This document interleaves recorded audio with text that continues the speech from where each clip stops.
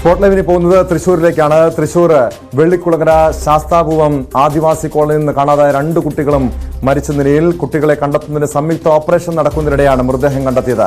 Police വനംവകുപ്പ് വിഭാഗങ്ങളുടെ നേതൃത്വത്തിലായിരുന്നു സംയുക്ത പരിശോധന.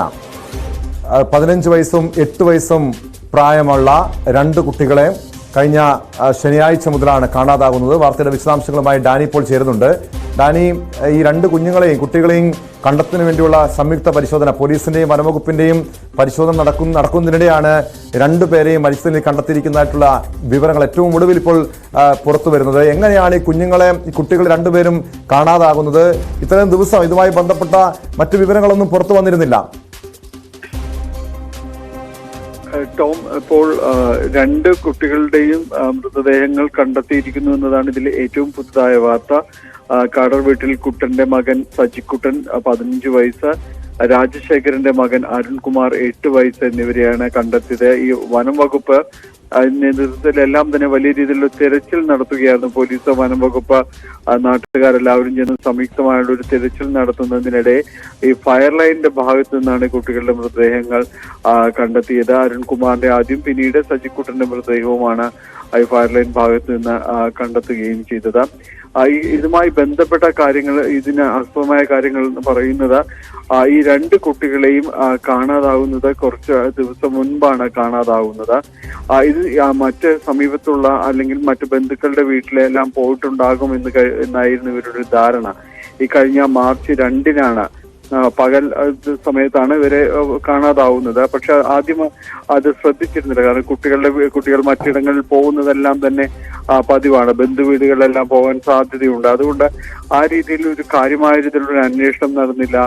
മറ്റു പരാതികളുമായിട്ട് വന്നിരുന്നില്ല. പക്ഷേ ഈ കുട്ടികൾ ഈ ദിവസമായിട്ടും തിരിച്ചെത്തില്ല എന്ന കാര്യങ്ങൾ മനസ്സിലായതോടെയാണ് ഇവർ മറ്റെന്തോ സംഭവിച്ചു, അതുകൊണ്ടാണ് അന്വേഷണവുമായിട്ട് പോകുന്നത്. വെള്ളിക്കുളങ്ങര പോലീസിൽ തുടർന്ന് ഈ പരാതി നൽകിയായിരുന്നു. എല്ലാ ബന്ധുക്കൾക്ക് സാധ്യമാവുന്ന അന്വേഷണം നാട്ടുകാരും ബന്ധുക്കളെല്ലാം ചേർന്ന് നടത്തിയിരുന്നു. ഇതിനു ശേഷമാണ് ഇത് ഒരു അന്വേഷണത്തിലേക്ക് പോലീസിന് പരാതി കൊടുക്കുന്നതും അന്വേഷണത്തിലേക്ക് നീങ്ങുന്നത്. കാരണം ഇതിന്റെ ഒരു തൊട്ടടുത്ത സ്ഥലങ്ങളെല്ലാം ഈ വന്യമൃഗങ്ങളുള്ള ഒരു മേഖലയാണ്, വനമേഖലയാണ്. അതുകൊണ്ട് തിരച്ചിൽ നടത്തുന്നത് വലിയ ദുഷ്കരമായിരുന്നു.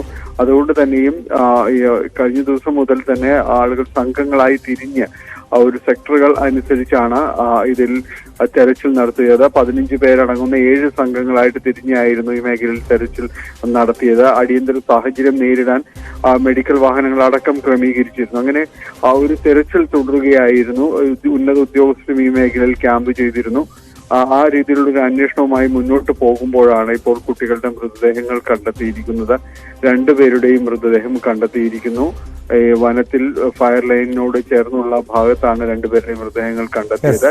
8 വയസ്സുകാരന്റെയും 15 വയസ്സുകാരന്റെയും മൃതദേഹങ്ങളാണ് കണ്ടെത്തിയത്. ഈ സംഭവത്തെക്കുറിച്ച് കൂടുതൽ അന്വേഷണം നടത്തേണ്ടിയിരിക്കുന്നു. എന്താണ് കുട്ടികൾക്ക് സംഭവിച്ചത്, എന്തുകൊണ്ട് ഇവർ വീട്ടിൽ നിന്ന് ഇറങ്ങിപ്പോകുന്നു എന്നടക്കമുള്ള ചോദ്യങ്ങൾ ബാക്കി നിൽക്കുകയാണ്.